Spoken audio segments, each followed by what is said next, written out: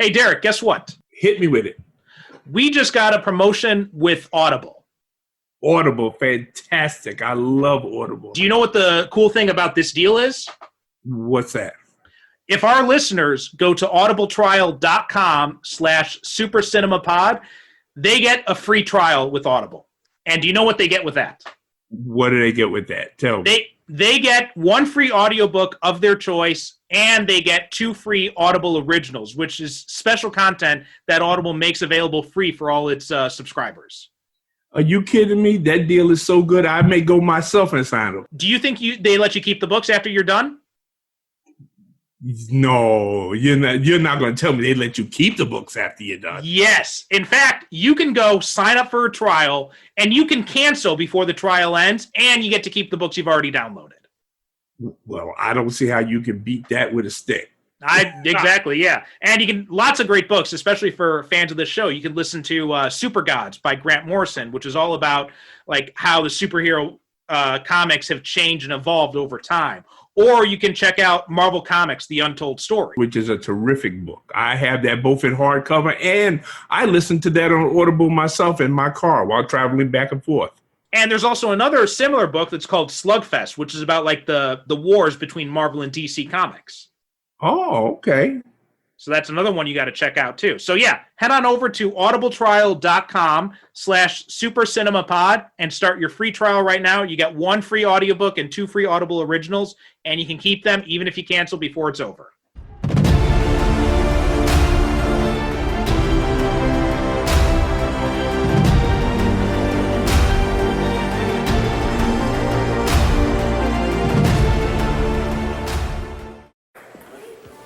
Man, oh man.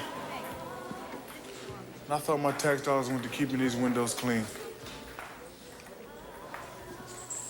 How you doing, Sparky? Great. Is that why you stopped writing me? Didn't you get my letters? I got him. And the wheelchair you sent, thanks.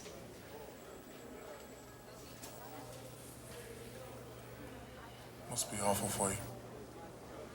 I could imagine how you feel. No, you can't. You're right. I can't. Wish I could turn the clock back. Sometimes you don't get a choice about things. Shit happens. Tell me about it. Good cop friend of mine, just badly hurt by one of our weapons. They were on the streets. How's that possible? That's what I'm trying to figure out, and I could sure use your help. Yeah, I'd be a big help on the streets. I don't think so. What are you gonna do, just sit here and look out the filthy windows?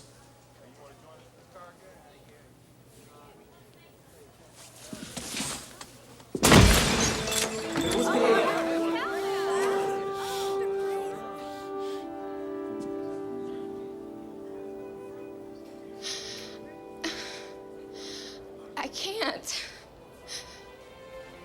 Girl, you out of here. What are you doing? No! Stop it, Irons! I don't want to go! Listen, Sparks, sometimes you don't get a choice about things. This here's a prime example of shit happening. No! Me down!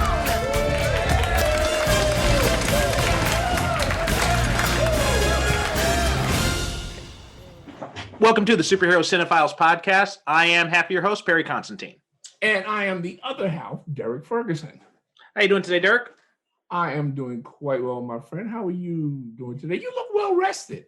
I do, really. That's kind of surprising because I didn't really get a lot of sleep last night. I went to bed around, 2 in the morning, and I woke up at 7. So Really? Yeah, You look like you got in a full 8, man. Wow. Straight. Well, that's good. I don't feel tired or anything, so that's good too. So, but like we've talked about before, off air, I don't really need more than 5 or 6 hours of sleep. Really, my body's kind of adjusted to that and gotten used to that now. Yeah, same here. I very rarely sleep more than 5 hours. Mm-hmm. at a time. Unless Uh, I've been doing, like I said, unless I've been doing something physical right. or whatever. Yeah, but 5 hours seems to, and it's been that way most of my life. Mhm. They say when you get older, your sleep patterns change. Yeah, yeah. Yeah, it's I remember 5 hours. I had a teacher in high school who, when he was in college, he would only get like 4 hours of sleep a night, and Yeah, his body got so used to that now he only needs to sleep 4 hours a night. yeah, yeah. Well, everybody's different. I mean, some people need 8, some people need 10. Yeah, yeah. We got a new trailer since we last on the show. We got to see a full length trailer of Falcon and Winter Soldier. Yeah, finally got to see a full length trailer, and I cannot wait. Yeah. I mean, after seeing how good, after seeing how good a job they did with WandaVision, Mm-hmm. I'm saying, okay, they're in good hands. I'm not going to worry about this anymore. They're not going to mess it up. This is going to kick ass, Right. all kinds of ass in sight. So and I mean, we still haven't seen Loki yet. That's what I'm really looking forward to. Yeah. I remember the trailer that they had where he did the DB Cooper out the back of the airport. I said, Yeah. okay, I want to see that. This I want to see. That made me actually watch HBO Max's documentary on DB Cooper, because Really? I'd never really known anything about this guy, and so then after seeing that in the Loki trailer, I'm like, well, I got to find out more about this. Then I saw that HBO Max had the documentary, and I'm like, oh, okay. So I sat down and watched it. Yeah, they made a movie. I believe it was with Treat Williams. Oh, okay. Back in the 80s, The Pursuit of DB Cooper, where they speculated as to what happened to him after he jumped out the plane, because they never found him and they never found the money, as far as the documentary has like a few different suspects that it focuses on for like who it might be, and because some of them, like some of these people, they said like, oh yeah, I was DB Cooper. Yeah, exactly. Yeah, so, yeah, they've had a number of people that have come forward and they've said that he. So of course, the first thing that people say is, okay, well, where's the money? Yeah. If you are DB Cooper, then where's the money? Yeah. Oh, I spent it all. Oh, yeah, all right, yeah, bullshit. Goodbye. But yeah, that trailer, and we got the first look of Zemo in action, and I'm really psyched to get Zemo and getting him in the comic book costume, no less. Man, that's a bad coat. Yeah. I like that they found a way to work in the fur collar and everything. That's a badass coat. I love that coat and the mask and everything like that. Yeah, I mean, Baron Zemo. Don't ask me why I love Baron Zemo. I've always been a big fan of characters like this. So when they showed up in the movie, like Batroc the Leaper. Yeah. I've always loved Batroc the Leaper simply because he's just such a goofy, I mean, you're kind of advertising what your gimmick is in your name, pal. Maybe you might want to, so when Captain America ducks out your way, he always goes, Zutaloz, how did you know? Well, you leap. It's in your name, dude. You're the leaper. So, and we're getting Batroc. Speaking of, he's going to be in Falcon and Winter Soldier. Yeah, I'm good. Listen, like I said, I love the guy. When he showed up in the movie, I said, "Oh, that was great." Yeah, and I'm looking forward to seeing. For me, Baron Zemo was. I wouldn't really think much about him. It was until I read Thunderbolts, and particularly Fabian Niciez's run on the character, because he found a way to make the character a lot more well developed and well rounded than he's been in the past. Like, it wasn't just like Nazi supervillain. It was, he actually had good reason. Like he had gone through like a reformation of sorts.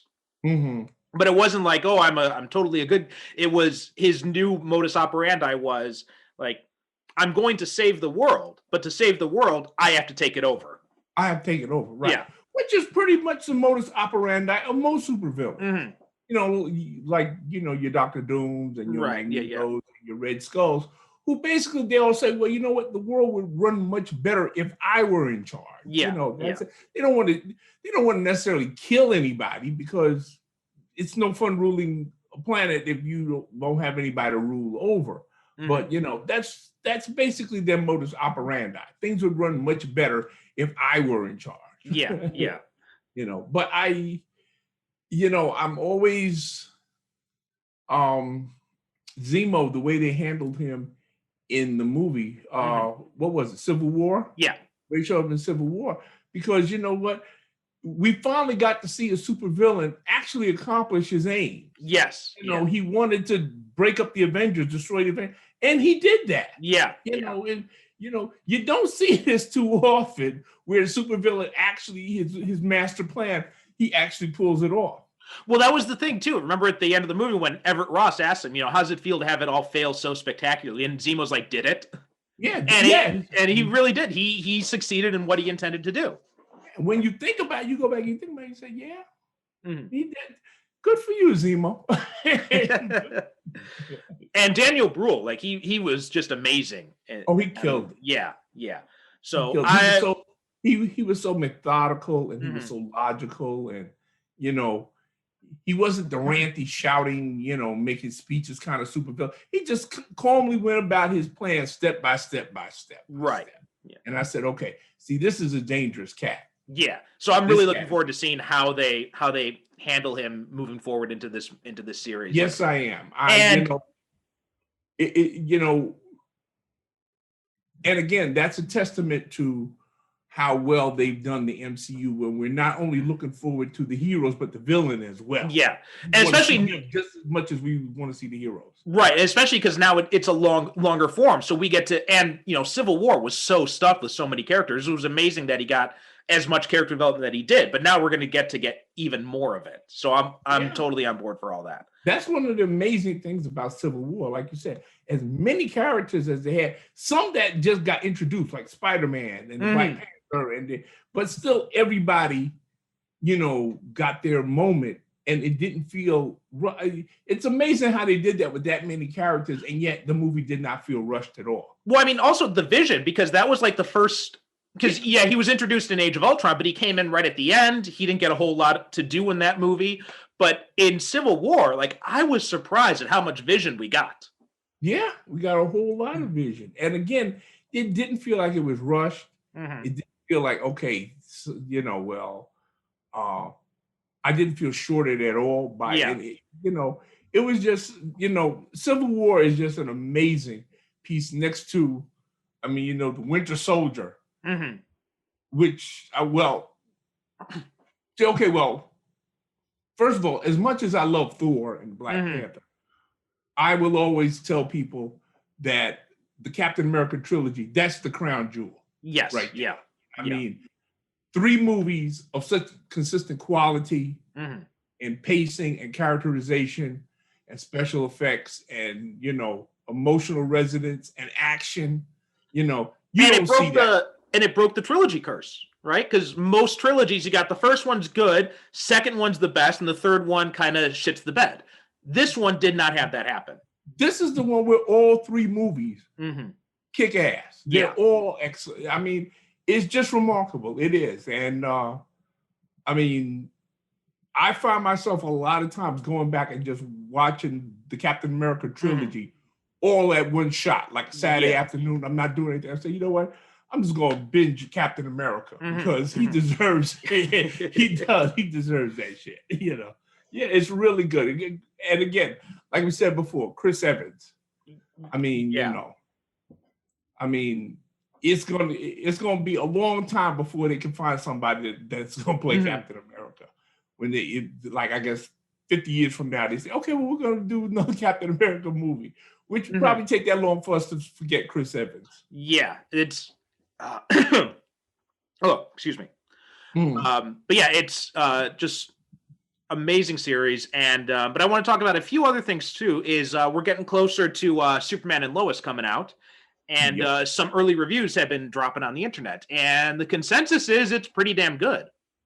Yeah, that's what I've been hearing from various people. I know somebody actually saw a screener, and they said it was a lot better than he thought that it was going to be, which seems to be the consensus from everybody, Yeah. Well, they say so. From my understanding, though, it's a little bit more removed from like the Arrowverse. And, it seems like, there's not a whole lot of direct tie so far. I mean, we know it's part of the Arrowverse because there was supposed to be a crossover with Batwoman that was only canceled because of COVID restrictions. Mm-hmm. So we do know it is part of the Arrowverse, but they haven't. It's not. They haven't connected anything to it in the premiere, at least. Well, really, that's all you need to know. Yeah, that is part of it. But I think that's what's happening is that's deliberate because, of course, we don't have Arrow anymore. Right. We don't have Supergirl anymore. Well, we're gonna get one more season of Supergirl. So one more season of Supergirl. Yeah, but we'll probably get like one more big crossover. Right. Well, I don't know if we'll get one in Supergirl's last season just because of all the COVID stuff. Because they hadn't announced a big crossover. The only crossover that had been announced was between Batwoman and Superman and Lois, which was canceled because of the restrictions. Okay. So I don't think Supergirl will get another big crossover. I can't help but feel that we are, because since it is Supergirl's last season, they would want to do something. Oh, I think there might be something like that. Like they might have, Clark and Lois appear in Supergirl, or Kara will appear in Superman and Lois, or something like that. But I'm talking like the big, universe-wide crossover, like Crisis. Oh no! Yeah. I don't think we'll see anything like that again. And something really after Crisis on Infinite Earths. I mean, how do you top that? Right. Yeah. That's like trying to top, the Infinity War. Mm-hmm. You can't do it. Also, some other news that came out. Did you hear who the rumor is that Keanu Reeves, because we talked about Keanu Reeves might be joining the MCU, and the casting rumor right now is that they're talking to him about playing Kraven.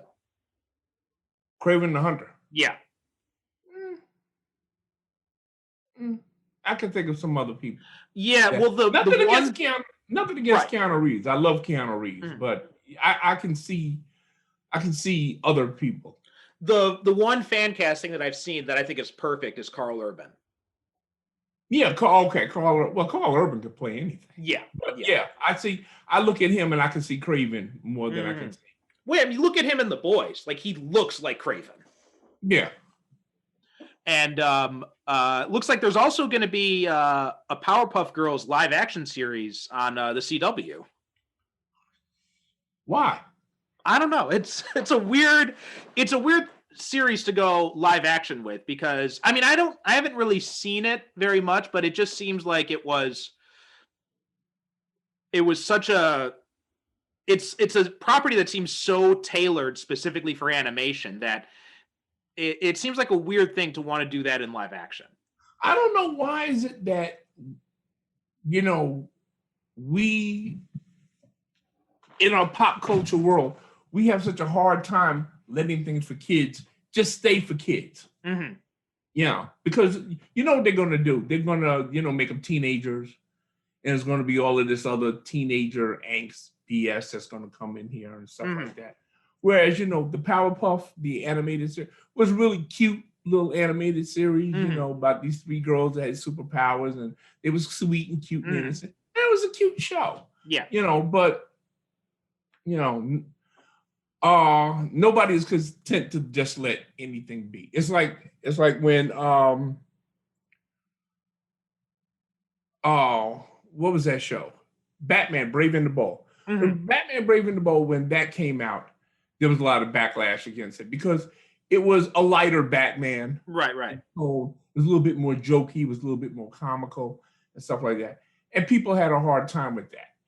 And I said, well, Batman is the type of character that you can fit him into all those different types of formats. And he works. Yeah. Batman can work in a comedy. He can work in the ultra serious. He can work in between. He can work, like if the movie you've probably seen, it, Gotham by Gaslight.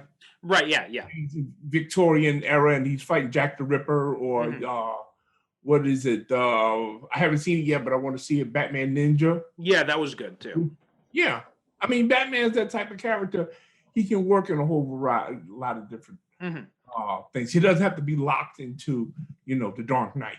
Right. Well, speaking of Batman Brave and the Bold, like I just watched the first episode because now it's on HBO Max. And yeah, and it was a bit jokier and everything, but I went in that expecting after hearing about the show for so many years, but it was entertaining. It was definitely entertaining, and it was a lot of fun. And it's so funny seeing Diedrich Bader as because he voices Batman in that, but he also voices Batman in Harley Quinn, which is much more of like the darker Dark Knight version of the character.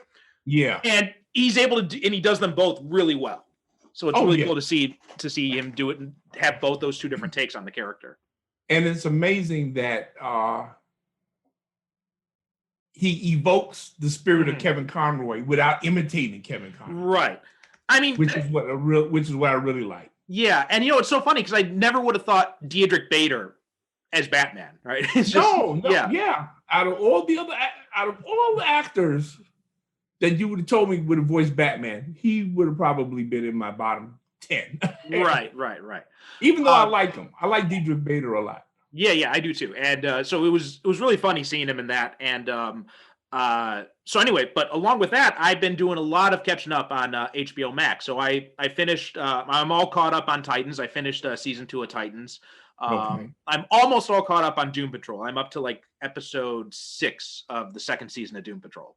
Okay. And there's like I've got like 4 episodes left of Doom Patrol. Okay. But yeah, it's been good. Titans. You know what's interesting about Titans season 2 is they introduced Bruce Wayne because he was always kind of like a background character in season 1, like and there was this like nightmare sequence or some kind of thing where when Dick Grayson goes after Raven and Trigun, he ends up having this magic induced hallucination where he imagines like going back to Gotham and Batman's like gone insane. And so you see him fight Batman, but you never see it like, you never see Batman like in full. Right. So, but this, season 2 of Titans, they introduced Bruce Wayne, and it was really surprising based on what we saw in season 1, because they have Ian Glenn playing him. And he's not who you think of when you think of Batman. And he appeared in I think it was the end of the first episode of season 2. And I was so surprised when I saw him, like, wait, that's Bruce Wayne? Because it's just, he doesn't look the part. But as the series went on, I kind of got a little bit more interested in it, because there's this one part where Dick starts hallucinating that he's seen Bruce Wayne is almost he starts hallucinating he's seeing Bruce Wayne and Ian. And there's one scene where Dick Grayson is trying to track down Deathstroke. Okay. And he goes to this one nightclub to talk to the owner of the nightclub because she has connections to Wintergreen. And it's like a burlesque show. And you see and he hallucinates seeing Bruce Wayne dancing on stage. And Ian Glenn does the Batusi. Oh, really? Yeah, okay. Yeah. That's cool. I like that. That's cool. But it was interesting seeing him in action as Bruce Wayne, because he's got this he's this interesting mix. It's like he's almost like a cross between Michael Keaton and Adam West in some ways. So it's really, yeah, it was this interesting little mix, because he's not, as Dark Knight, but you could see him as an older version of Michael Keaton's Batman. Oh, okay, cool. Now, the more you talking, the more I'm intrigued. I said, damn, I gotta say. And I keep saying, oh, I'm gonna watch this. And then I keep getting distracted by all the bright, shiny things. But now that you're telling me this, now I definitely want to sit down and watch. Yeah. Season 1 was a lot more grounded. It was a lot slower. But season 2, they leaned in more into the superhero stuff, right? You get like when you get Deathstroke in there, and they do an interesting take on Jericho as well, and you got Ravager in there and all this kind of stuff. And it looks like season 3, they're going to have Barbara Gordon in it as Oracle. So they've already cast, they've cast a disabled actress to play her. Oh, very good. Very good. So, yeah. But I think that when you say that, because season 1 was on DC Universe, and they really didn't know where they was going to go with this or how they wanted to play it and everything like that. I think that now that they know definitely, okay, well, we're on HBO Max now, and we know we got a home, and we know we got to do it. So now they know where they want to go and what they want to do with the series. Yeah, yeah. And we also get Superboy and Crypto in season 2. So it was really cool seeing both of them. And I was surprised we got Crypto. I knew we were going to get Superboy, but I was not expecting to see Crypto in live action. Nobody ever expects Crypto. No, and they did it like it's comic book Crypto. Like he's got the superpowers, he flies, he has heat vision, he's got the whole thing.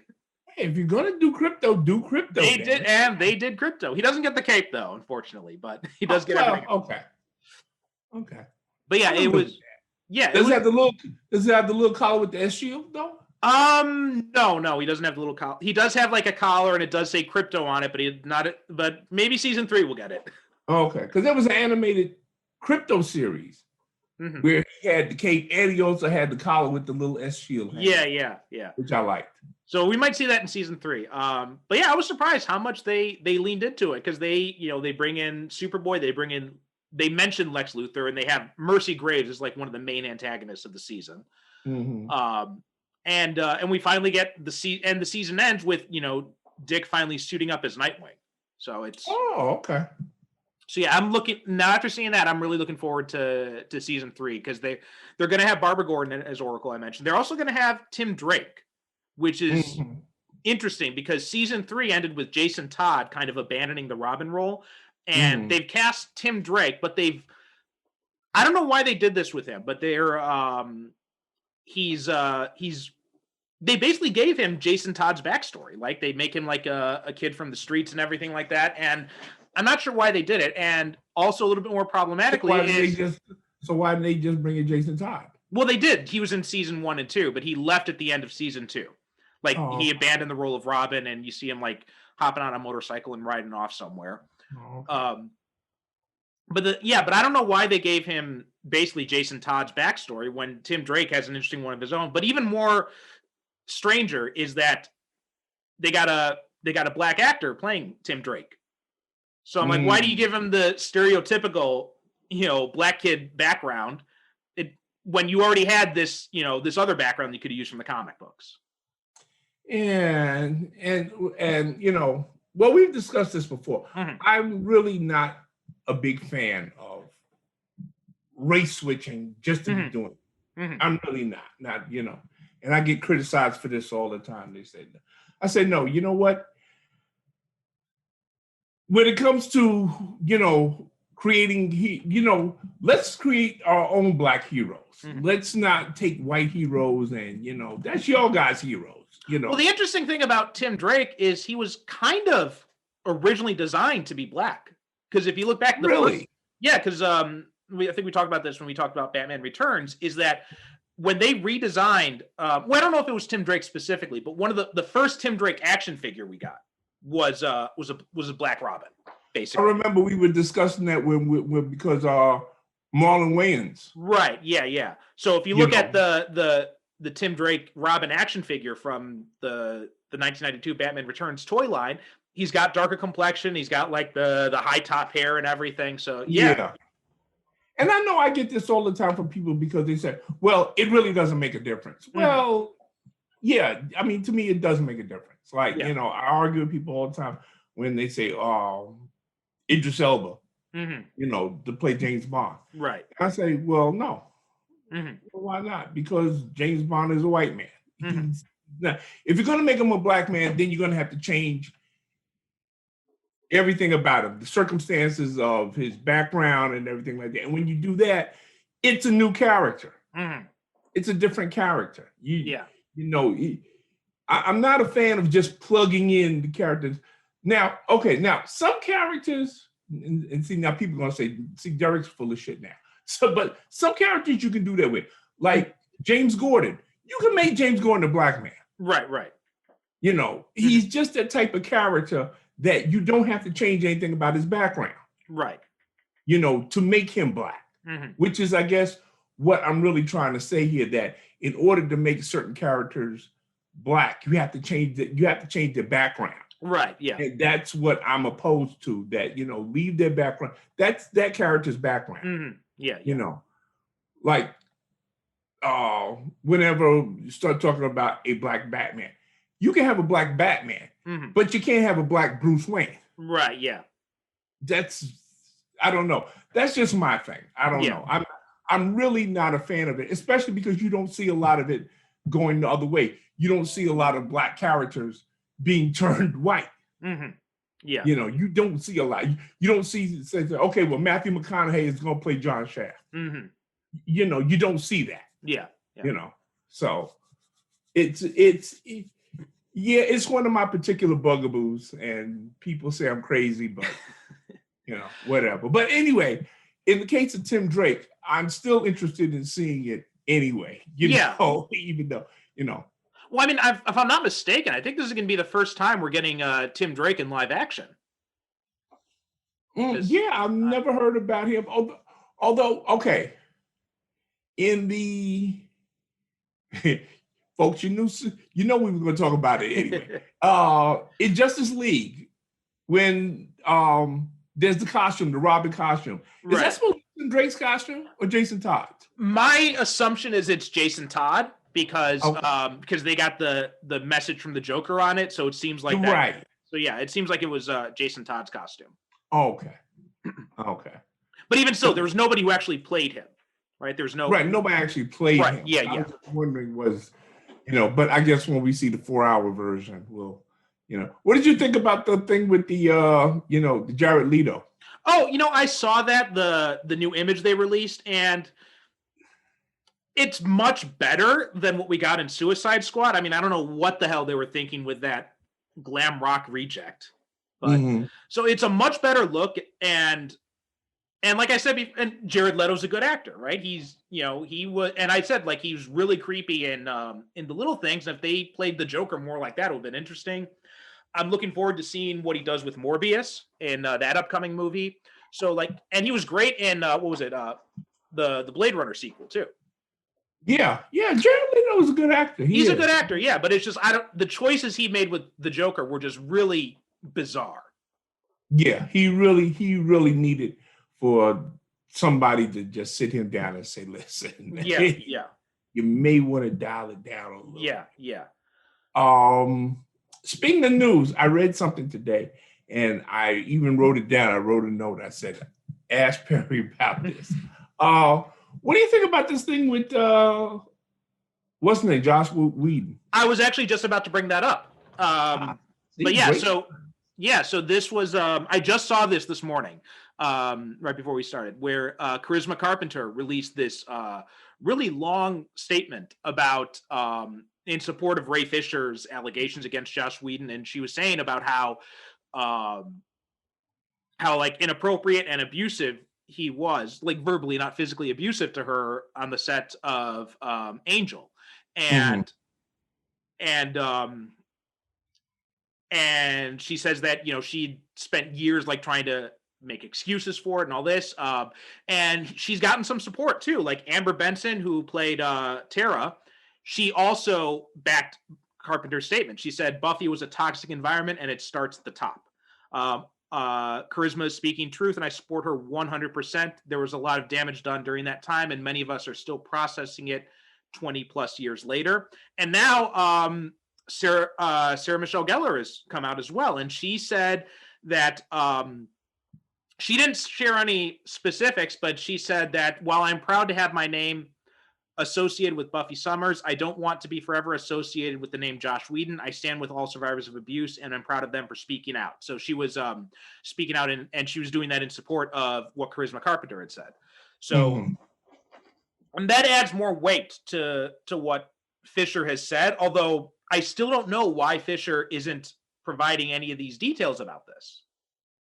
Yeah. We talked about this before, where listen, dude, if you got something to say, say it. Right. Yeah. And stop, hitting and throwing out crumbs here and there, and if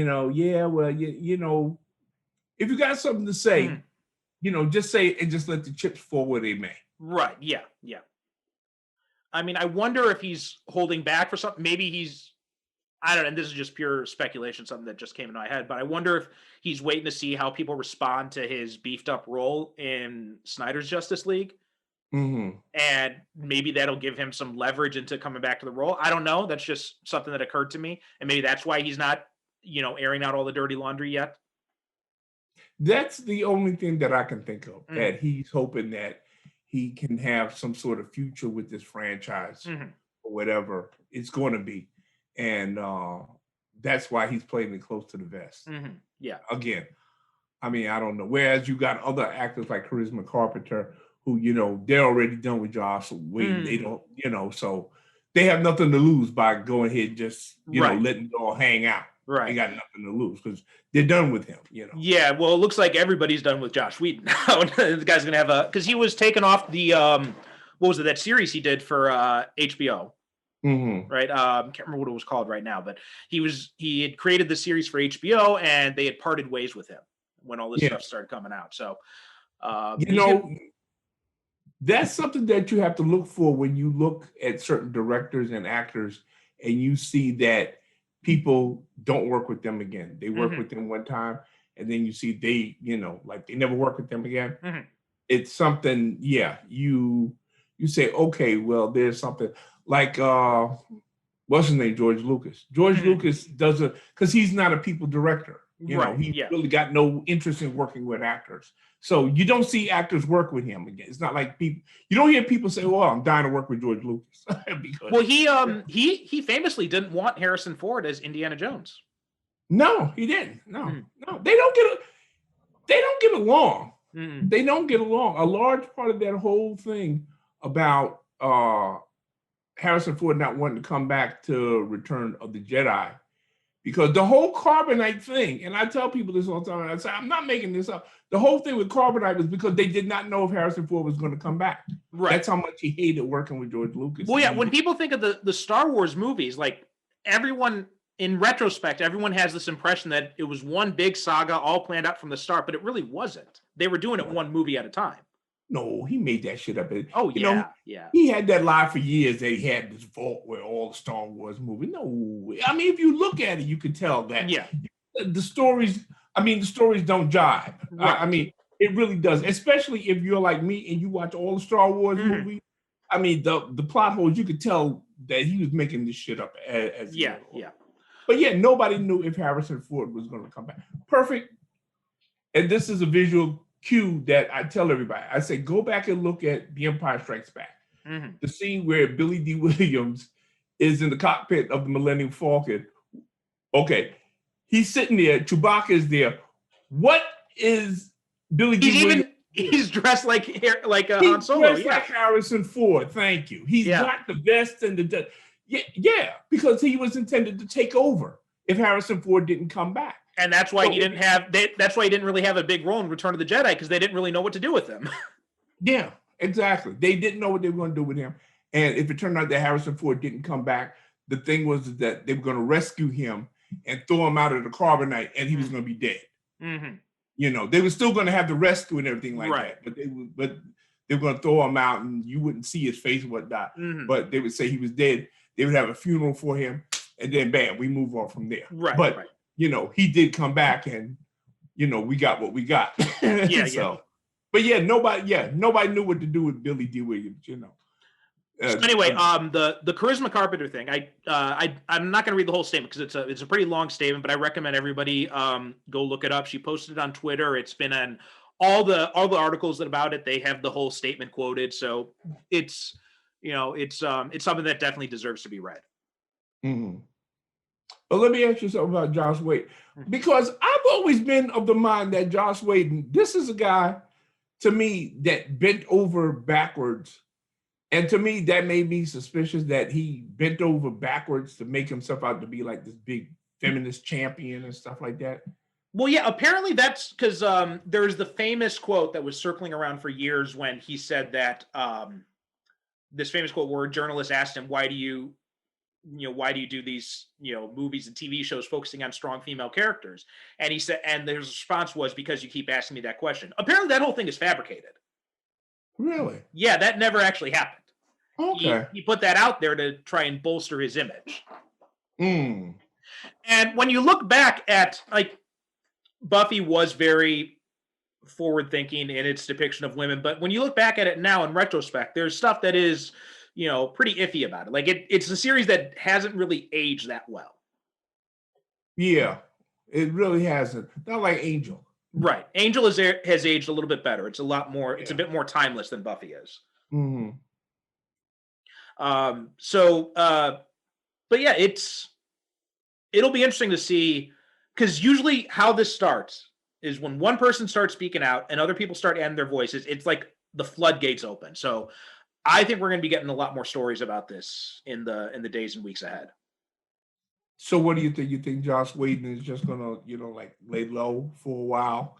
And I think he's going to be, I think he's going to be persona non grata for a while. Well, I'm pretty sure the dude's got plenty of money, so I don't think he has to worry too much. So, I mean, he's got Avengers money, so. Yeah, he'll be all right. And he still owns, the Buffy, Angel, Firefly. He's still, getting residuals from that stuff, because they've got, Boom Studios is doing Buffy, Angel, and Firefly comics. So he's got stuff coming in anyway. And I don't want to say that we should discontinue those stories, because I think those stories have grown beyond Whedon anyway by this point. Yeah. And I think that, and I probably said this before, that one of the curses of our society now is because we consume stuff so quickly that we forget. Mm-hmm. So somebody who we've vilified and raked over the coals in January, by August they're back, and we've forgotten all about what they did in January, because we've already raked somebody else, half a dozen other actors, or writers, or directors, or whatever, what have you. We've moved on to the next person, the savage. Right. So by the time, certain amount of time has gone by, and we say, oh, that guy? Mm-hmm. What did he do again? We don't even remember, because we've forgotten, because we just moved it on that fast. So I say give him about 2 or 3 years, and he's going to be back with a Buffy reboot. Well, we'll see. I know there's a Buffy reboot being I'm not sure if it's a reboot or continuation or something like that, but there's something that they're doing something with Buffy, like either a reboot or a continuation or something like that. I don't know what the current news on that, because I haven't heard anything about that probably since before COVID started. I don't know why he just didn't do something like, Tales of the Slayers, and like every season do a different story about a different Slayer. And this way you could do one like in, Victorian England. Well, I don't think he's actually involved in the reboot at all. Mm-hmm. So I don't think he's actually involved in it. Just like Disney, because now that Disney, bought all the Fox properties, they've got the Firefly rights. Right. And there was something, I'm not sure if it's been confirmed or not, but there was something recently that they're talking about doing a reboot of Firefly. Okay. So, I mean, we'll have to see what happens. Obviously, I'm pretty sure Whedon's not going to be involved in either of those projects now after all this has come out, but we'll see what happens going forward. Yeah, but he'll still collect the check. He'll still collect the checks, Yeah. And you know what? At this stage in his life, he doesn't want to work that hard. Mm-hmm. Yeah. Not like he did when Firefly was first on. He doesn't want to work that hard. Right. Okay, so yeah, that's basically all the big news I wanted to talk about. So that means time to move into. I fucking hate you for making me watch this movie. Well, like I said, you know what? I said, let's get it over with, because it's been the running gag since we started this thing, where I've threatened people with it all the time. And you know what? I finally got tired of threatening people. I said, you know what? It's not fair to keep threatening people with steel. Yeah. So I said, you know what? It's been the sword of Damocles hanging over my head ever since this running gag started. I'm just like, one day he's gonna say we gotta watch. One day, yeah. One day I'm gonna pull the trigger. And I said, so yeah. So we, of course, we're talking about the, the alleged superhero movie. Sorry, Shaquille O'Neal. Steel. Yeah. Now, you know what's surprising about this is, well, two things. First off, so this came out in 97, right? And I was... Let me ask you something. Was this your actual first time watching it? No. I saw it... I didn't see it in the theaters, I don't think, but I did see it when it came out on VHS back in the day. Oh, okay. But yeah, so this came out in 97, and so here's the thing. Like, back in the day when I was a kid, right? Mhm. You know, when you're a kid, you like pretty much every movie you watch. Yeah, exactly. You don't really understand how to you don't really have any sense of what your taste is yet. Exactly. Yeah. The first two movies I can actively remember hating the first when I saw them, Batman and Robin and Steel. Okay, fair enough. Fair enough. These are the two movies that when I watched them, I'm like, oh my God, this is terrible. I did not see this in the theater either. And I remember seeing it because it became like a staple on HBO for a while, you know. And I do know it was more popular on VHS than it was in the movie theaters, you know. It became like a thing where, you know, people rented for the kids. And, well, actually, I read some the trivia on this movie because remember, Batman and Robin famously bombed at the box office, right? Right. Steel grossed less in its entire run than Batman and Robin made in its first weekend. Wow. Yeah. So that's how much. So you think about how bad Batman and Robin bombed. Mm-hmm. Steel bombed like 10 times worse. Well, you know what? Because okay, this was during the period Shaquille O'Neal was doing Shaquille O'Neal was trying to be a rapper. It was such a weird, looking back, it's such a weird time when I remember, because I remember being around with this. Like you had Shaq Fu, the video game on Super Nintendo. Yeah. He was doing movies like Kazam, and he was trying. and he was like a video game star. He was a rapper. He was an actor. It was looking back in retrospect, I'm like, how did we not realize how fucking stupid this all was? He was doing everything except playing basketball, which is what he was supposed to be doing. Pretty much.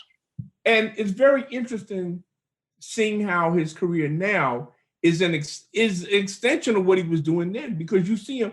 I mean, it's like half a dozen different products that he's the spokesman for Icy Hot and for the General Insurance. And okay, so we were talking about how much it bombed. So the budget, $16 million. Really? $16 million for this piece of shit. Guess what the worldwide gross was? What? 1.7 million. Wow. I'm more surprised they spent $16 million because this thing looks like a TV movie. It is such a TV movie, and it's like, and you know, so here's the weird thing too is it was written and directed by Kenneth Johnson, who has done good stuff. Right? He did the Incredible Hulk TV show. He did the V miniseries. He did the Bionic Woman and all this kind of stuff. And then he does this. And one of the funny things, I'm watching this movie and I'm just like, I'm sitting there and I'm watching like the annoying black kid, Martin, who was like every 90s cliche of a black kid. Oh, played by Ray J. Yeah. Who I can't stand anyway. I don't know. There's something about Ray J that irks me. That irks me. And I'm watching this, and actually, out of all the actors in this movie that I wish would get killed, he's the one. Not even Shaquille O'Neal, who, you know what, to give him his due, he has like a sweet kind of sincerity that, you know, I can go with because he's playing this straight, you know, for the most part. But Ray J, like you said, he's like the most annoying stereotype black kid. There's never been a black kid in the history of black kids that existed like this annoying little shit. And I'm watching him and I'm thinking, I'm like, has Kenneth Johnson ever talked to a black kid in his life? If you go by the dialogue, period, white and black characters, nobody in this movie, there's not a single believable line of dialogue in this entire movie. People simply do not talk like this. Yeah. And the funny thing is, he took the script to he wanted to make sure that he got the dialogue right. So he took the script to people in what was it? He took a copy of the script to South Central, Los Angeles, and he spent a day with a group of kids to make sure the language was correct, which makes me think these kids were just fucking with him. Yeah. Because I'm sitting there and I'm listening to some of the stuff that is coming out of Ray J's mouth. And it, you know, really, I just want to reach in and just strangle him, you know, because he's just so annoying from start to finish. And yeah, but like I said, as far as the dialogue goes, nobody in this movie talks like a human being. Yeah. Nobody talks. This is scripted dialogue. It sounds like scripted dialogue. And like you said, Kenneth Johnson, the only thing that I can figure is that somebody came to him and said, listen, I need a favor. Could you write and direct this? And Quincy Jones was involved in was producing this. Yeah, Quincy Jones was producing this. When I saw the name in the I'm like, that can't be Quincy. Not the same Quincy Jones. It's got to be a different. No, same Quincy Jones. Yeah, same Quincy Jones. I mean, like you said, it was a weird time. But my understanding is that Shaquille O'Neal is a big comic book fan, as a lot of actors are and stuff like that. He even has that suit, which is shown prominently. Right. Yeah. He's got the tattoo, the Superman tattoo that says Man of Steel. So we're supposed to infer, because of course they can't use the origin from the comic book, and for all intents and purposes, which is something I'm like, why can't you? Because this is a Warner Brothers movie, and they were working on. So this shows how stupid studios were back in the 90s and how little they could think about this stuff going forward, because they were doing Superman Lives at this time. They were planning Superman Lives. So they had a Death of Superman story, and the smart thing to do would have been to tie this movie into that.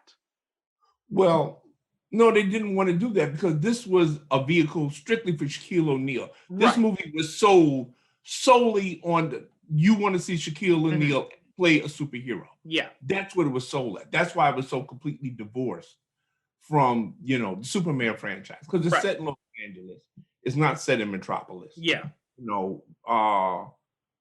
Basically you have him playing John Henry Irons, who now military weapons developer. And he's working with Judd Nelson, who is a hoot in this movie. Judd Nelson's like the only one that just says fuck it, really. Also, Annabeth Gish she actually does a pretty decent job. Yeah, she does. Yeah, she does. And I'm going to talk about her and the relationship with her and John Henry Irons, but there's really not an accident, because Judd Nelson's character, who should be having "I'm the movie's bad guy" sign hanging right from the first scene we see him. I'm this movie's bad guy. I mean, his logic in that beginning scene doesn't even make sense. I'm like, why are you even turning it to the highest setting? It just... Well, see, that's the problem with this movie. Everything in this movie happens because the script says it has to happen. Yeah. There's no character. I mean, first of all, the characterization is flat as a pancake. Oh, I mean, I think even that is doing it justice. There is absolutely no characterization in this. The characters, and I am flattering them by calling them characters. They do what they do because it's scripted that they do it. There's no rhyme or reason why they do what they do. They do it because the script says that they have to do it. Now, see, I lost my train of thought. What was that? We're talking about the characters. You're talking about Judd Nelson. Right. Judd Nelson is like he's like the only guy in this movie that like says, you know what, fuck it. I'm just gonna, because he plays this bad guy that is such a bad guy.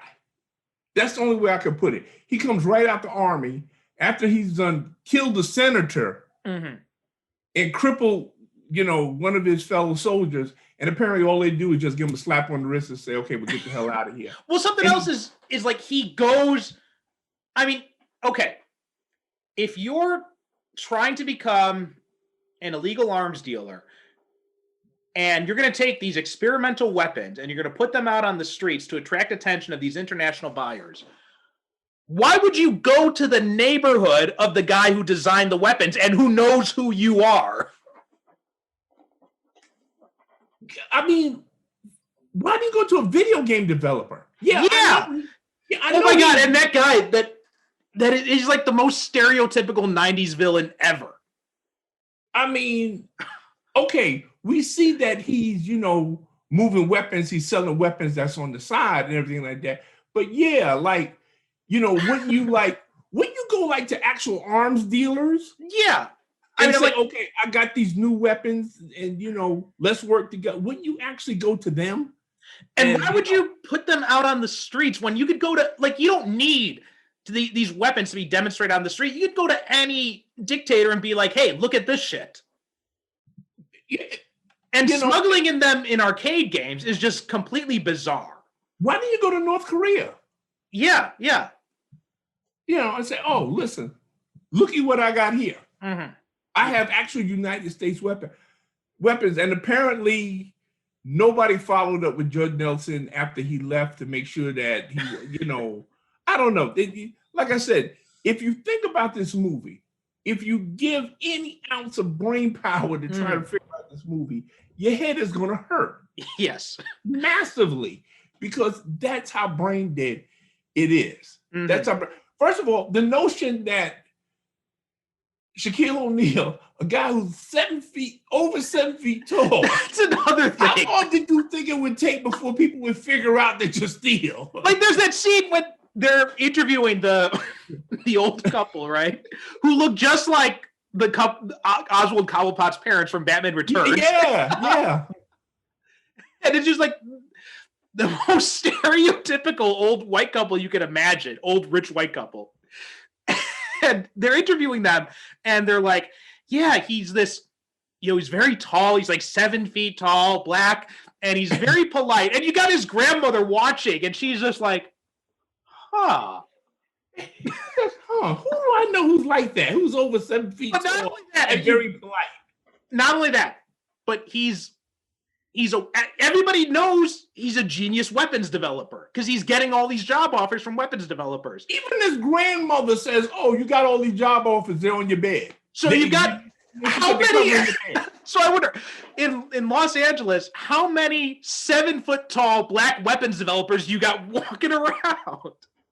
I mean, and people well, I wonder who that guy walking around in that armor, that's giant in the armor could be. You think it could be John Henry Irons? No, it could be him.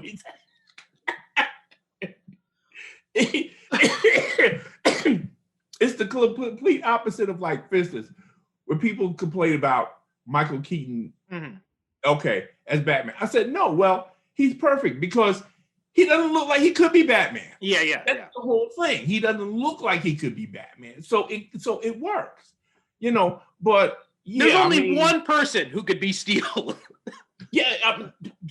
Really, they have a police lineup at one point. And the guy says, okay, we'll pick him out.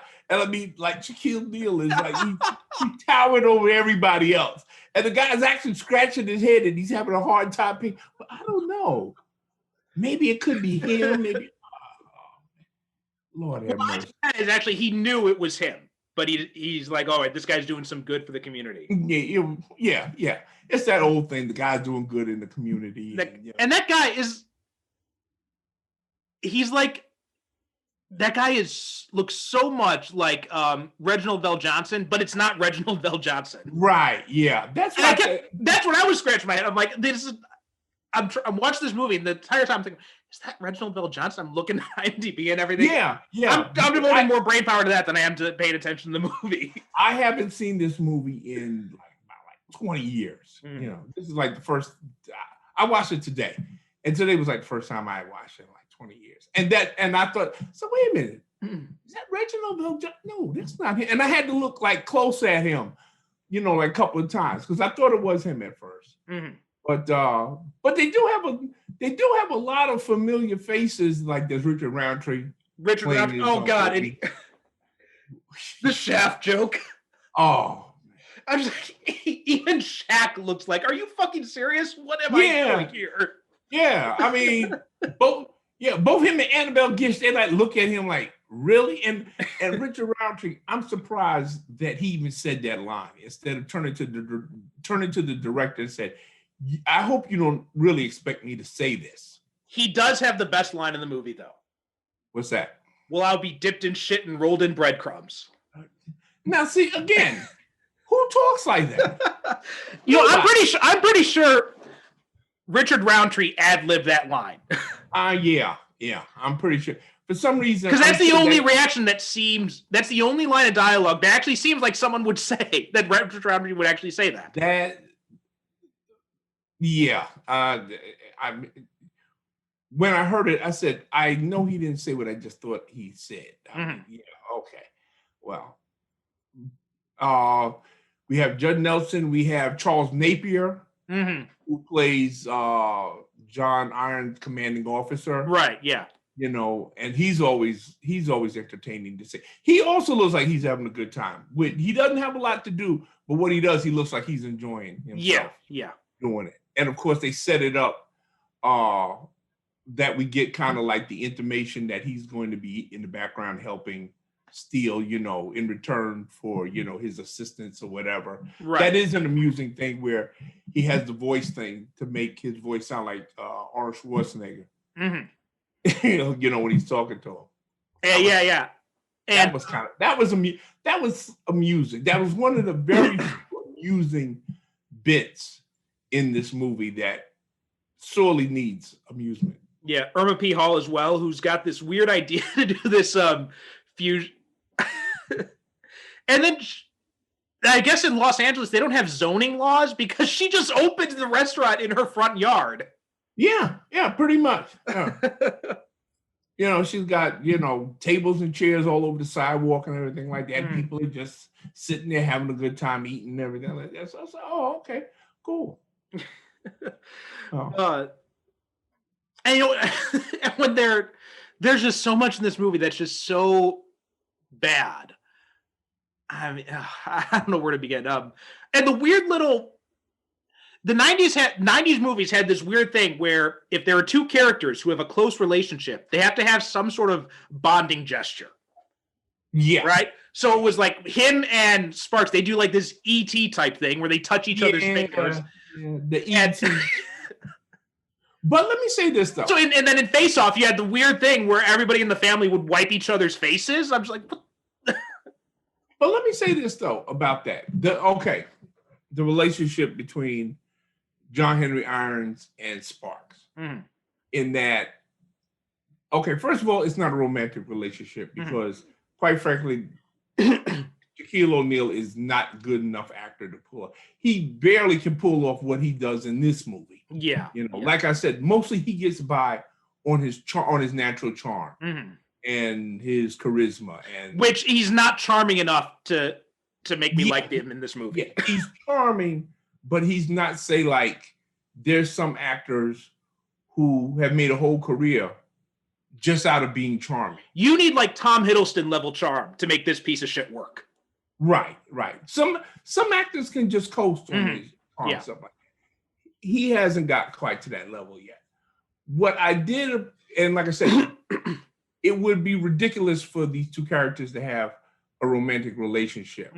But that kind of works because now we see a man and a woman in a movie who have a genuine friendship. They're genuine friends, and they work together. And when she becomes crippled, he helps her, with her rehabilitation, and which is basically him just picking her up. That scene in the VA clinic was just ridiculous, right? Because he walks in, she's all depressed, and all he has to do is punch the windows open. That's like just seeing sunlight suddenly heals her. And then he picks up her wheelchair and walks out, and everybody's cheering. And I'm like, what the hell I love that. going on? Oh, I love that. Yeah, the officer, the gentleman. That's what it is. The riff on the wall. He picks it up. And I swear they should have had Where Love Lifts Us Up and play it. And all of the other inmates are going in there. And they have the guy. I'm sorry, folks. That's what it was.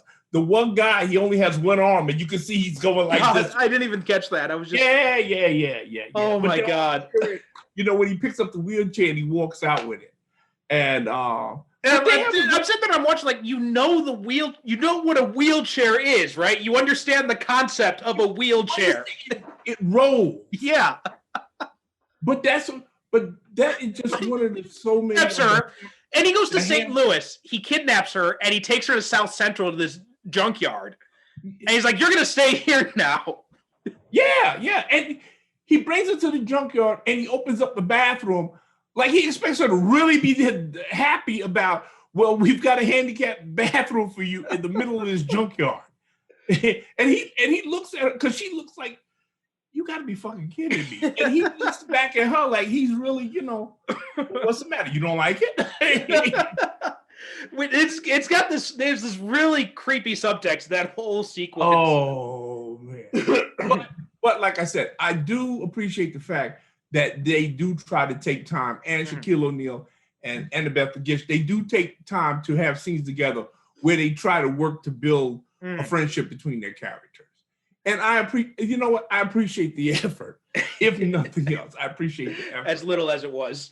Oh, but and the thing with the wheelchair, that's just one of the many ham-fisted things.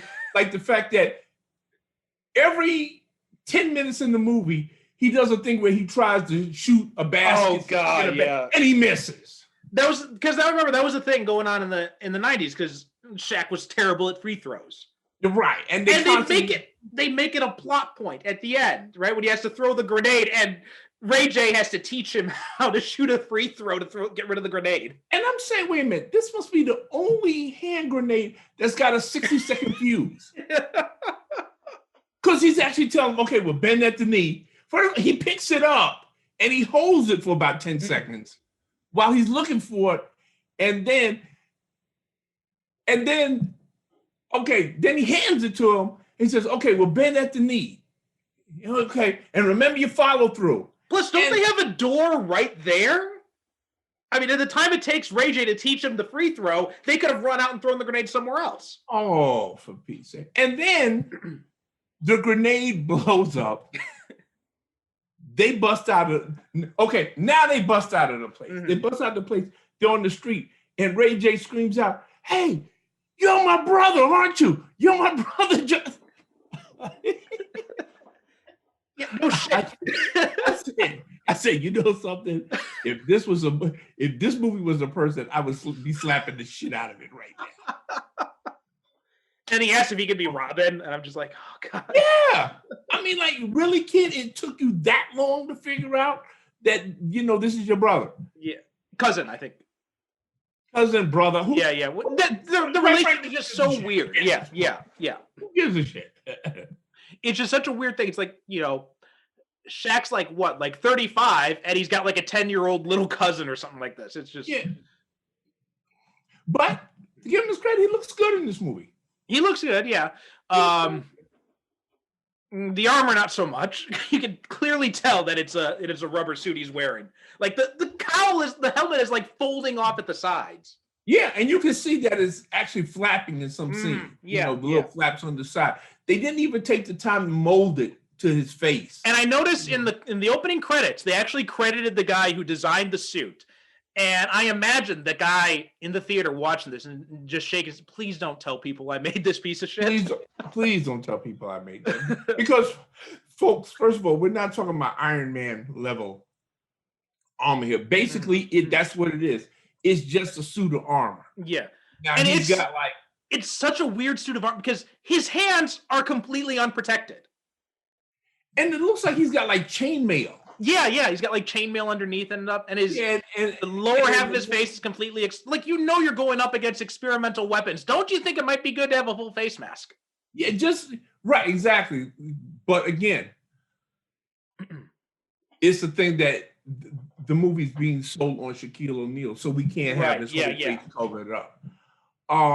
The only offensive weapons, okay, he's got the thing because there's one part where he catches the guy that robs the old white couple, and he shoots the bolt out of his wrist to put him up against the wall. And then he's got like this wire that pulls him up. And at one point, Annabelle Gish says, you know what? You're wearing a suit of armor that's 75 pounds. That's when he tries to jump from one roof to another. There is no offensive weapons. Everything is in his hammer. Yeah. That's got like, the sound of cannon. The sonic cannon thing. And then it's got the it activates the electromagnet in his, why would you have the hammer magnetized? Because he turns it on, the hammer sticks to his chest. Yeah. It's like I said, folks, this is not, we're not talking about Iron Man here. Also, I remember the scene at the end, the climax, when he tells Judd Nelson, he's like, "Oh, don't turn the red thing," and Judd Nelson's like, "I'm going to turn the red thing." And I mean, it's just the dumbest fucking climax ever. I mean, Judd Nelson, he makes Wile E. Coyote look like a genius. And this guy's supposed to be a military scientist. Yeah, and that's what kills me. He tells him, "Don't turn the red handle," and he looks at it and he said, "Well, I got to turn the red." Really? You know what? See, I can buy Annabeth Gish as a military engineer. I cannot buy Shaq or Judd Nelson as military engineers, especially not the way they play these characters. Not the way they played Judd Nelson in another movie, because Judd Nelson can't play intelligent if he has to. This movie, he is not required to play intelligent. So he just goes the other way and he just says, "Well, I'm just going to, just be goofy," everything like that. Like in the scene where the guy that he's supposed to be working with, he kills her assistant. And that's it. We have no explanation what happened after that. Didn't the guy ask, "Well, what happened to my assistant?" "Well, I dropped her down in the elevator shaft." And the elevator blows up. I'm like, what the hell was... What kind of building has... It reminds me of, these scenes in The Simpsons where they make fun of it when, a car crashes and all of a sudden it explodes. Yeah. And it's supposed to be a joke because that's not really what happens. But that's exactly what happens in The Simpsons here. Exactly what happens here. We have a character that we never find out what happens to her. Remember the scene where they're in the police car? Yeah. And then they go to investigate now why a police officer is taking civilians to, instead of just opening up the door, instead of saying, "Listen, get out, I got to go investigate." Yeah. Instead she goes... She takes them along with her, and then, the street gang, led by Hill Harper, another excellent actor who apparently owed somebody a favor, which is why he's in this movie. I'm guessing Quincy Jones just called in a lot of favors for this movie. Yeah, exactly. That's what I think it is. A lot of the actors that are on here, I mean, the black actors, and Richard Roundtree and Hill Harper, and there's a few others. That's what I think happened. Yeah. He called them up and said, "Listen, I need a favor." And they said, "Okay." And after this, they're probably just like, "You know what? You can lose my number now." This female police officer who, from the dialogue, the little bit of dialogue that we get, we figure that they know each other from the old neighborhood. She gets caught in the crossfire, and John Henry pulls her out of the police car, and he tells Ray J to call for an ambulance. But after that, she disappears. We never find out if she died, if she recovered from her injuries. Nothing. No. So it's like halfway through this movie, they realize, oh wait, Annabeth Gish can play the female character, so we don't need her now. No, we don't need her. And that's what it felt like. It felt like she was supposed to be like a backup female love interest / best friend. Or even they could have used her as a motivation for why he becomes Steel, because she gets killed by these weapons that he created.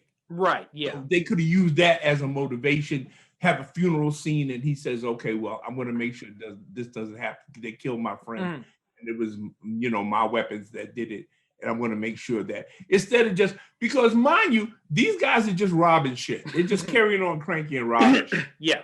And then Shaquille O'Neal, and for all of his height, the guy is 7 feet tall. He's simply not threatening at all. No, that's the funny thing. Is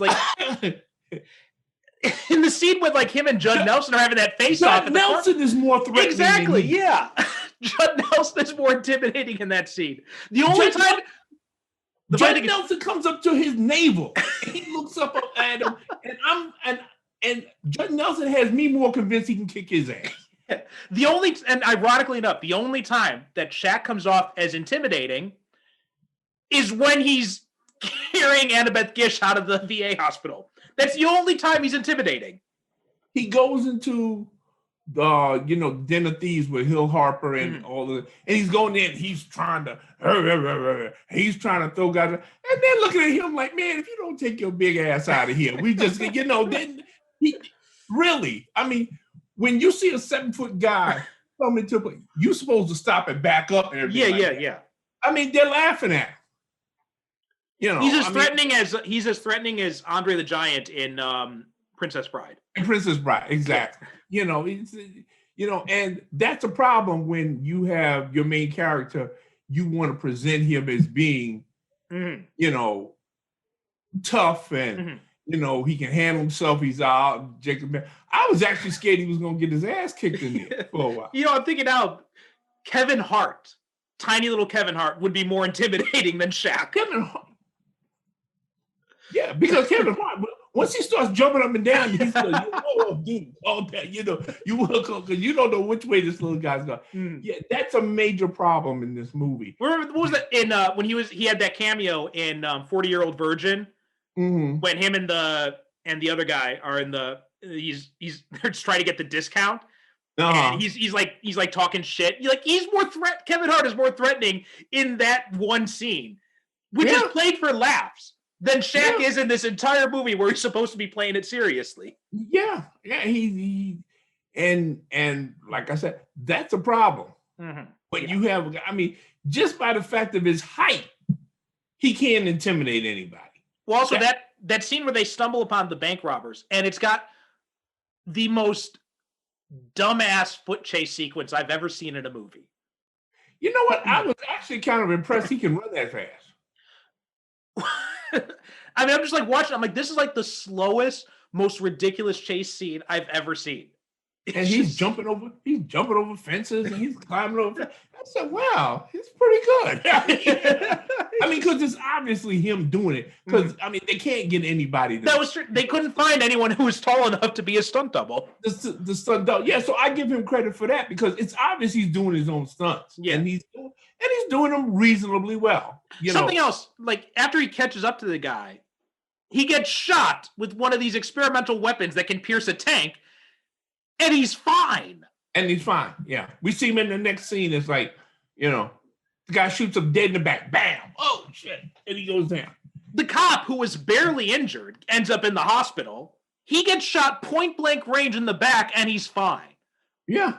I mean, again, things happen. Why does this guy even need armor now? That's what I'm wondering.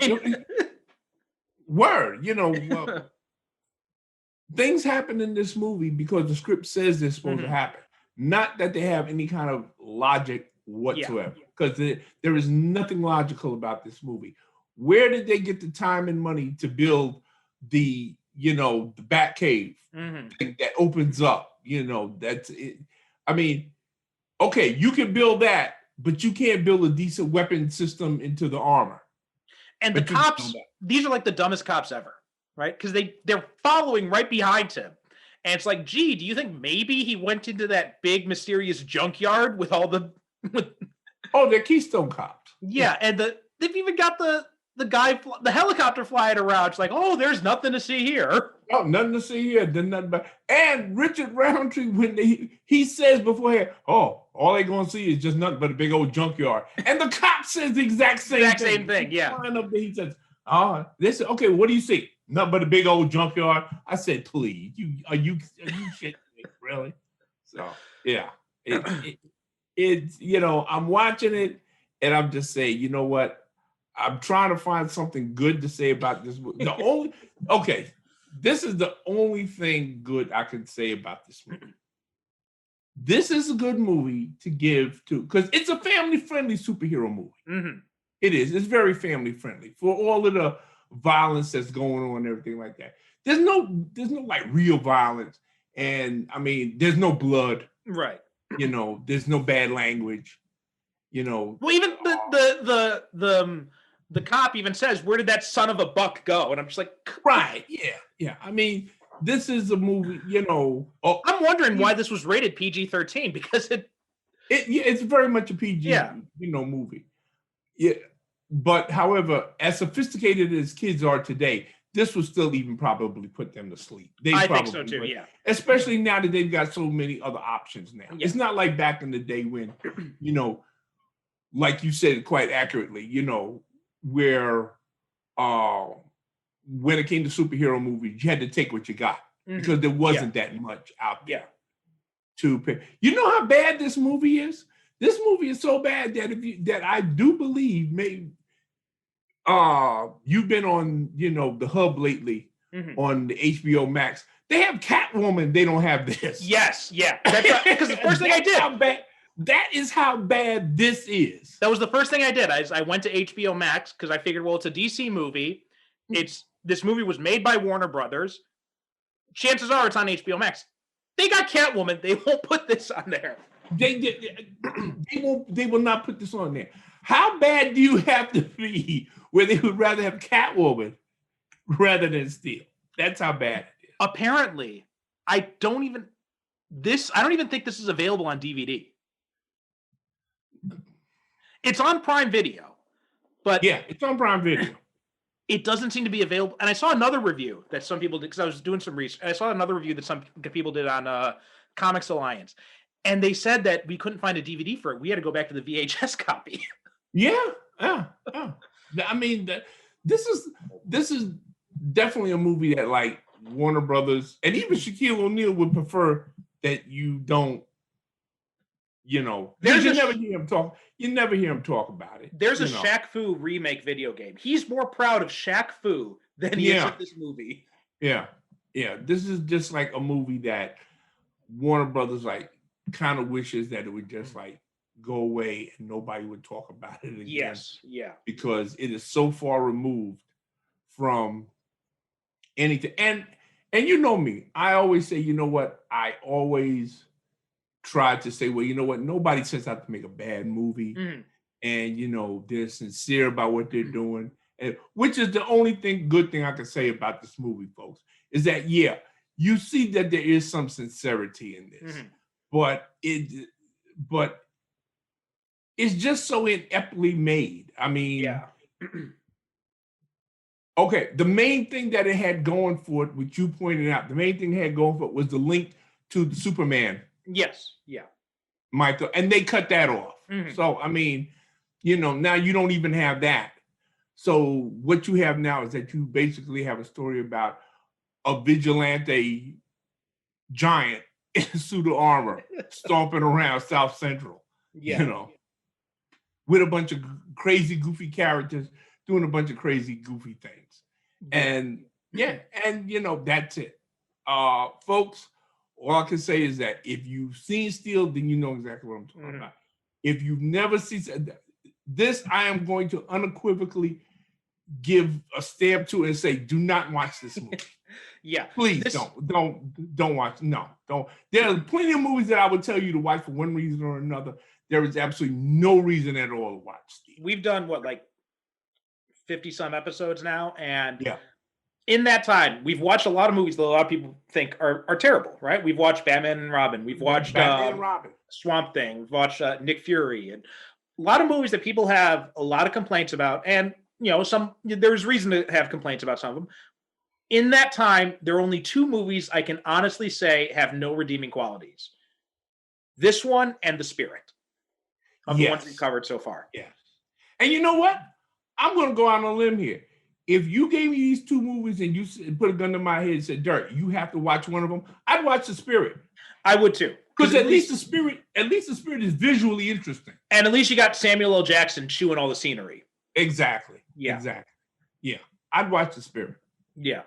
And bad as it is, but at least it's eye candy. I can look at it and I can say, okay, well, it's got the interesting visuals going on, the special effects, and Eva Mendes, and as you say, Paz Vega as well. You got it, and Scarlett Johansson. So exactly. You got all that going for you, and I mean, and you have Samuel L. Jackson, like you said, chewing up the scenery. Also, so something else so at least there's that. Something else I just thought of is he gets this job in the Foundry, which is so weird because even if he doesn't want to develop weapons, he's a genius engineer. Like, those skills are transferable to other things. Yeah, why is he working in the Foundry? Yeah, and you think like maybe he's working in the Foundry because that's where he's going to build the arm, but the Foundry never comes up again. No, he builds it in the junkyard. He's only in the Foundry, and then you've got these these two hot young women just randomly walking around the foundry. And okay, they're dressed like they're on their way going out to the club. Yeah. But they got these cute little hard hats on their head, why are you walking through a foundry in 5-inch stiletto heels? Walking through the foundry on their way to the club, I guess. I guess it's a shortcut. Well, this is the shortcut to the club. Or maybe it's like do you remember that episode of The Simpsons when Homer's worried that Bart might be gay and he takes him to the steel mill and it turns into a nightclub? Maybe that's what it is. Maybe that's the steel mill from that episode of The Simpsons. I don't know. Maybe that's what's going on now. I mean, in this movie, there's so much illogical shit that happens. It would not surprise me. Yeah. Now, what would have been more interesting and would have made more sense is that in the next scene when he says, okay, he wants to get a job, in that we see Shaquille O'Neal in a suit and tie going to the same company that Judd Nelson goes to looking for a job. Well, you know what? I want to use my skills to bring joy to people. I want to design games, for kids and stuff like that. Which having the both of them working there at the same time would have made for a more interesting plot development than anything else that we. Although it still would be ridiculously coincidental. It would be ridiculously coincidental, but like you said, it would make more sense for him to go put those skills he has to some use and stuff like that. Why would you go work in why are you going to work in a foundry when we just had a scene where your grandmother tells you that your whole bed is covered with job offers? And this is like the weirdest foundry ever because apparently they've got he can just take off work anytime he wants because he spends all his time in the fucking junkyard. We only see one scene where he's in the foundry. Well, two. Yeah. One where we see him originally, and then one where he's on the phone to St. Louis. Yeah. And one of the chicks on her way to the club, she gives him, I guess that's his check. I don't know. She gives him a piece of paper. We don't know what's on it. And then he just hops on a plane, goes to St. Louis, kidnaps Annabeth Gish, takes her to the junk, and we never see or hear of the foundry ever again. We never see or hear of the foundry again, which again, like you said, you logically would think, okay, well, he's going to build a suit of armor there. No, he builds it in the junkyard on an anvil. Well, yeah, and also like Richard Roundtree's character just comes out of nowhere as well. It's just like he just takes her to this junkyard. He's like, oh, by the way, here's my Uncle Joe. He has this junkyard, and we're going to build a suit of armor. Yeah, and he's got some computer part that I guess that's the script's way of telling us that he's a genius too, because he tells her, oh yeah, well this is a HiMax 8690 with a 6 gigahertz processor and everything like that, and then he makes a sly reference because she asked him. She said, "Well, where'd you get it from?" He said, "Oh, well, things fall off the truck all the time here. Just make enough here. Just make a list of what you need, and we'll find this stuff." So, in other words, you're stealing this shit. That's really what you're doing. Which, again, if we had seen that he was like a master thief that was like stealing all these computer components and everything, that still would be more interesting than what we got in this movie. Yeah. And also, I remember the scene at the beginning when he lifts the concrete off of Sparks, and they linger on that scene for so long, and Shaq's face when he looks like he's trying to strain again, it looks like he's taking the biggest shit of all time. Yeah. Again, it's another scene where he's this big guy, and you're supposed to, because in the comic book, John Henry Irons, he's such a big guy that his strength is almost near superhuman anyway. Yeah.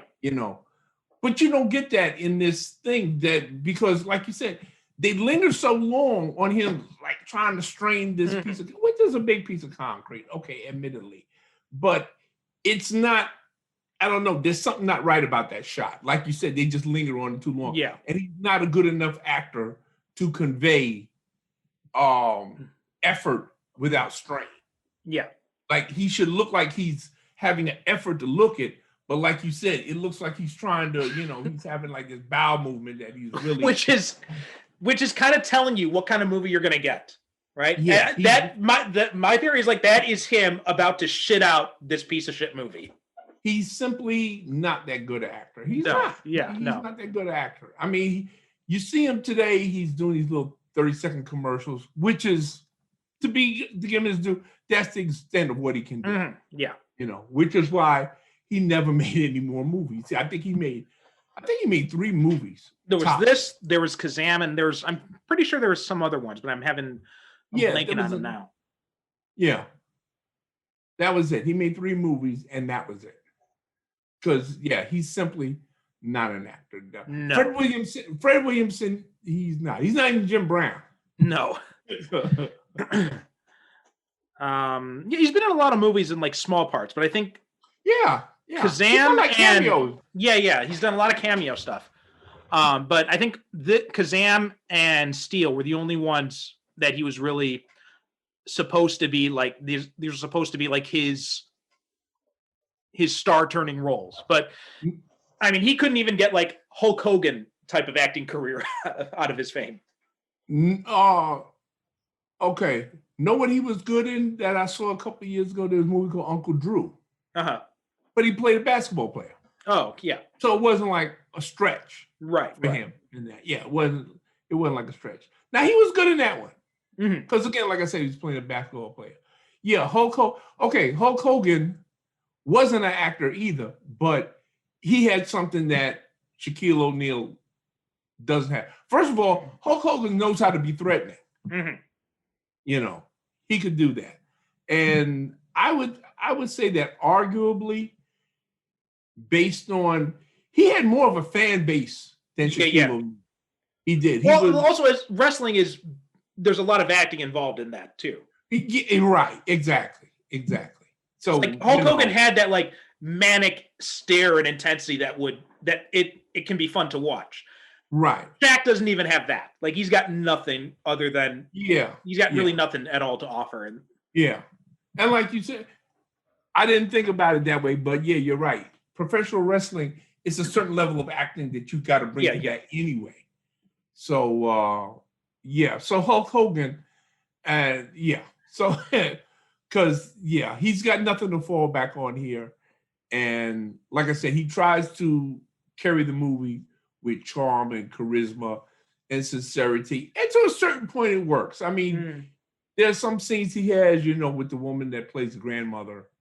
That's kind of sweet, and and sincere.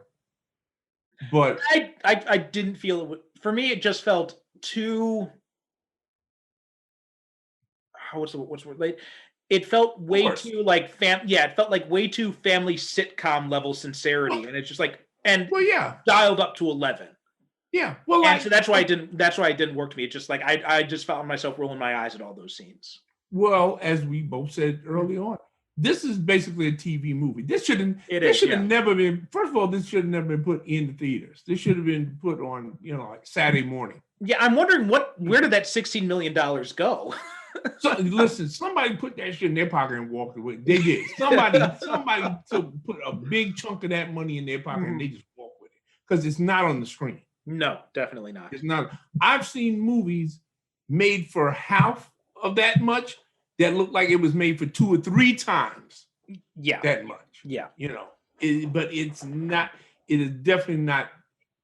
It's definitely not in this movie. This is like one of those movies that they made for somebody got a tax break. Yeah. That's what this movie feels like more than anything else. Somebody made it as a tax dodge or to launder money or So somebody's got to have a look into Quincy Jones's finances, see what he was trying to hide. Serious. Yeah. But because and even though this movie was filmed in Los Angeles, you don't really see a lot of recognizable locations and stuff like that. You see like a shot here and there of the skyline, stuff like that. But like usually when you film in like Los Angeles or New York or something, you see recognizable landmarks or something. And I've never seen Los Angeles so fucking empty. There's like nobody. There's like no extras in this movie. It's a curiously depopulated Los Angeles. It reminds me of what's that movie?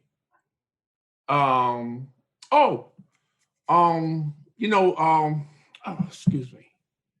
The Warriors. You ever seen The Warriors? No. Okay. Basically, you don't see anybody in the movie except for the cops and the gangs. Oh, okay. That's it. There's nobody else. New York is like curiously depopulated.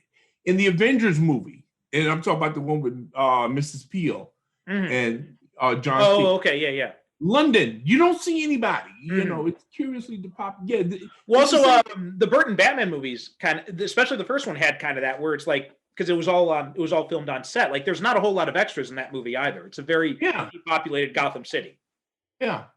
I mean, you don't see a lot of people. You don't see street scenes. No. Like with people just walking around, which you usually do see, and you have like these montage shots of people going to work and hanging out in the park. Well, even in the Foundry, right? I think like Shaq and those two women going to the club are the only ones who work in that Foundry. You see a couple of guys in the background doing something. You don't know what they're doing, but they're like way in the background. Yeah.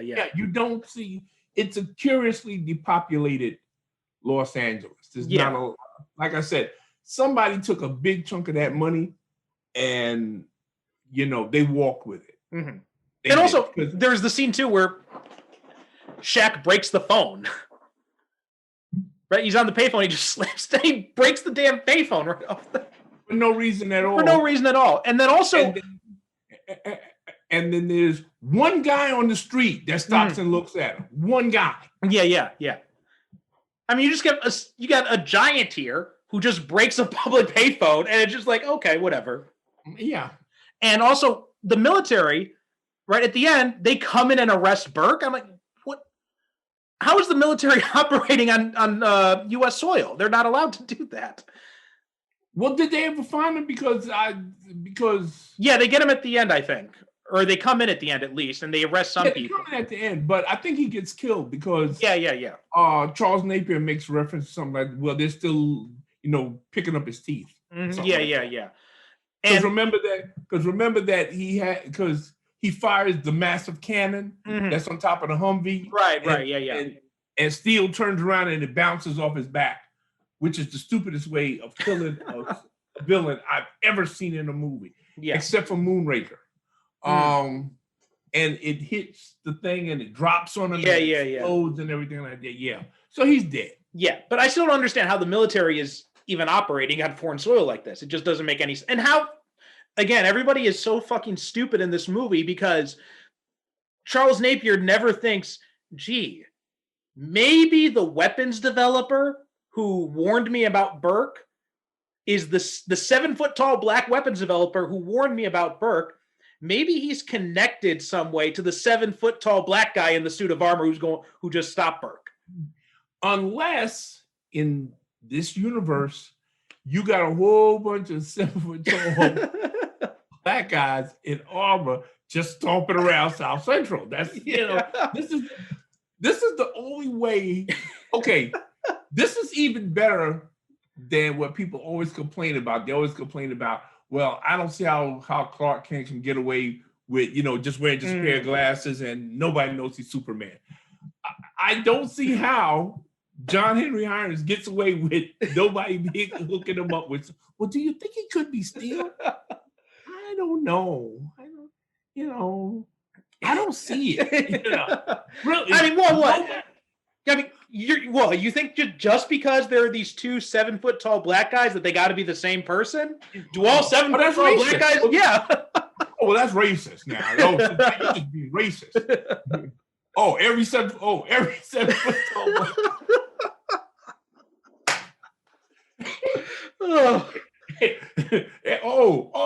I see where you're going with it. So every 7-foot-tall black man wearing armor has got to be. Oh man! Also, I love when he's riding up the escalator that comes out of nowhere. After he he steps on the escalator, like the escalator comes out of nowhere. He hands her back this stuff, that purse and everything like that. And listen, on behalf of the city of Los Angeles, I'd like to apologize for this, and you take care of that. And he steps on the escalator that was not there.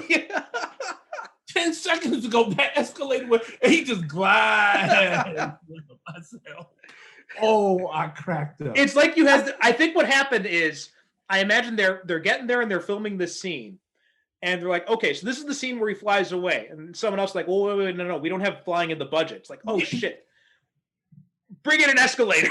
Right. Because I actually rewound it. That escalator was not there in the previous scene. They said, well, we got to do something.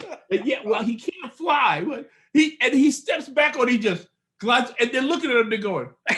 Even they don't know where the fucking escalator came from.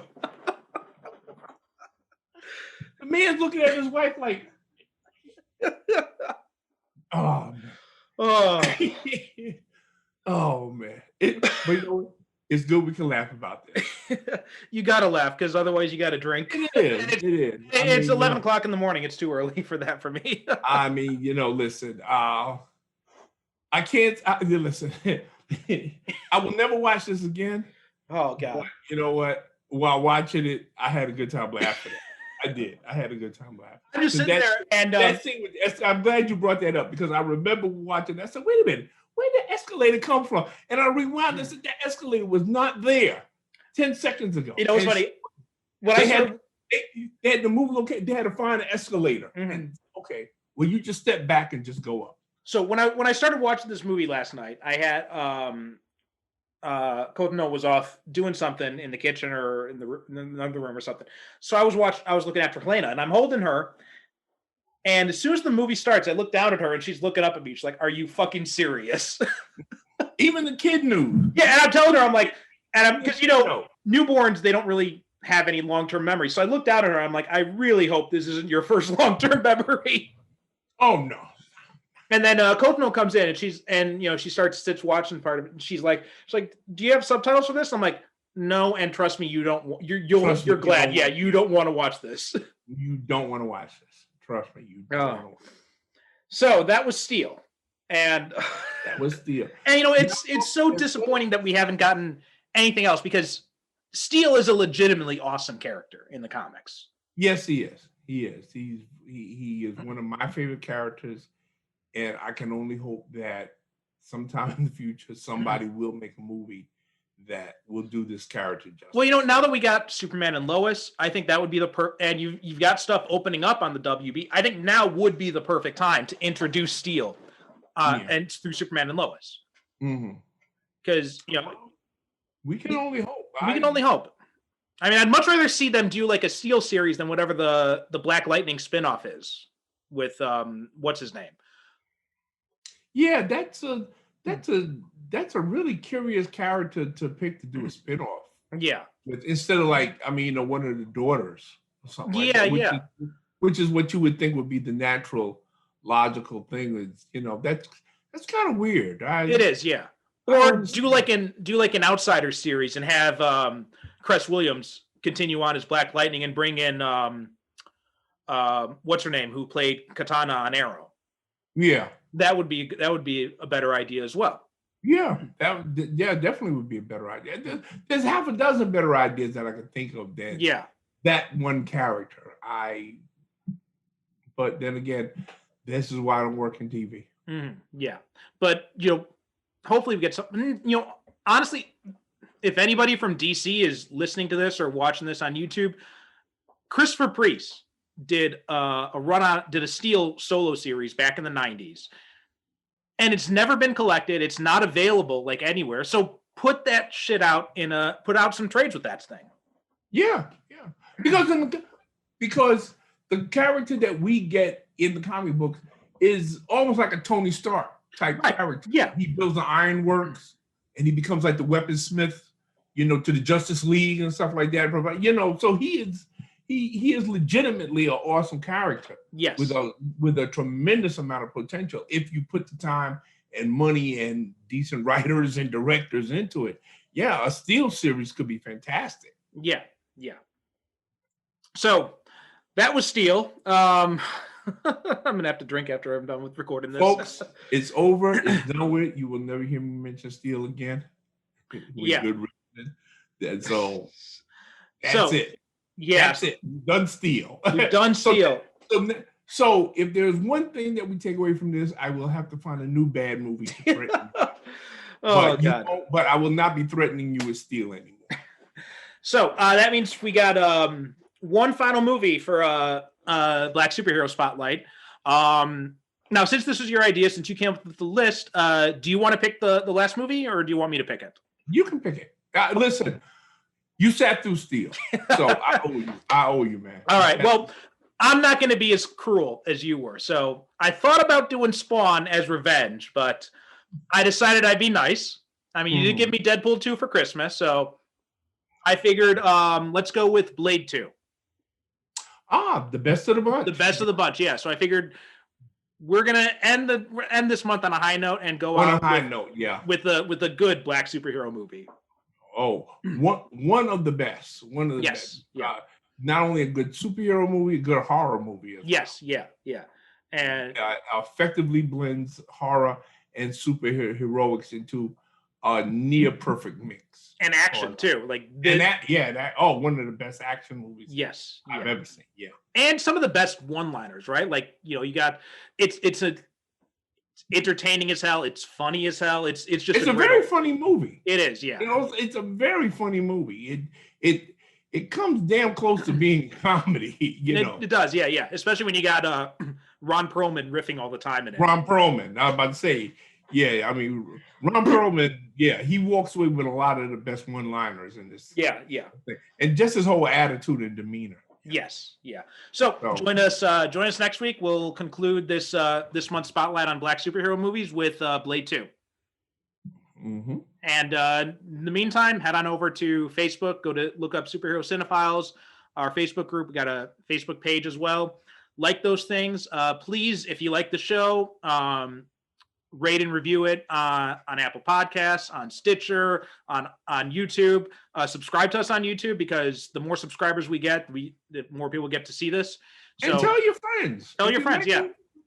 If you like what we're doing, share it with your friends. Right, yeah. And superherocinephiles.com is our website, and we're on Twitter and Instagram at Super Cinema Pod on both of those. And that does it for this week. Thanks so much for listening, for watching, and we'll catch you next time when we talk Blade 2. Okay. Thank you for suffering, folks. Yes. I love you. Yeah. I appreciate you. I will not do this to you again. Good night. God bless. You have been listening to the Superhero Cinephiles podcast. Follow us on Twitter and Instagram at Super Cinema Pod. Join our Facebook group by searching for Superhero Cinephiles, where you can interact with us and other superhero fans. If you'd like to support the show, you can become a regular supporter at Patreon or make a one-time donation through PayPal, both of which can be found at our website, superherocinephiles.com. If you buy or rent any movies through the Amazon links at our site, it helps support the show. Please be sure to rate and review us on Apple Podcasts or wherever you get your podcasts.